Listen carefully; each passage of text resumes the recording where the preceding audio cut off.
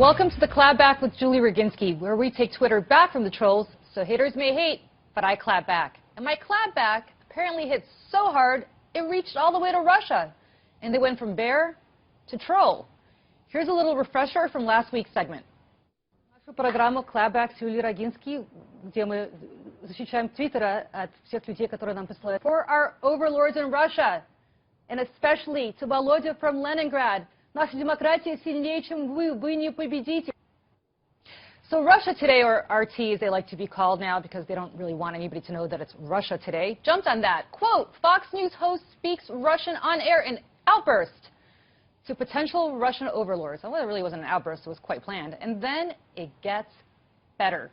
Apparently Nick, or some guy claiming to be Nick, the press secretary of the Russian embassy here in the U.S., felt similarly, calling what I was saying Russia-phobia, to which I responded, quote, nice to be trolled by the Russian embassy, which apparently forgets how Soviets forced those in their sphere of influence to learn Russian. Let me remind our viewers of what Russification is. It's the policy of enforcing Russian culture and language on the vast numbers of ethnic minorities that lived in the Russian Empire, and according to the BBC, for Russification under Stalin by the end of the 1930s, the Christian church and the Muslim religion were forbidden. Ethnic groups were persecuted, and Russification, the acceptance of Russian language and customs, was enforced throughout the Soviet Union. And despite all that, Nick is still looking for an I'm sorry, or as we say in Russian, Коля, я извиняться совсем не буду. So I responded to that request with this tweet. Here's a deal. You apologize for cyber espionage illegally annexing Crimea, and I'll apologize for my Moscow accent not being what it once was.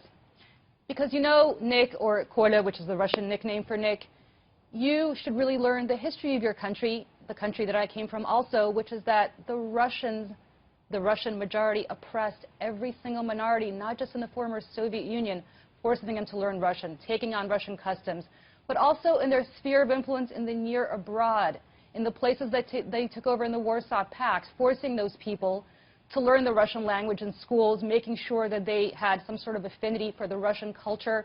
You know who knows that? Vladimir Putin, because he spent a lot of his KGB career in East Germany, and the last time I was in East Berlin, before they merged into one Berlin, there were a lot of signs there in Russian. Why would the Germans ever have to learn Russian if they didn't have to have any sort of Russification foisted upon them? So let me say it in English to our potential Russian overlords. Haters or entire governments may hate, but I clap back. I'm Julie Roginsky with Fox News.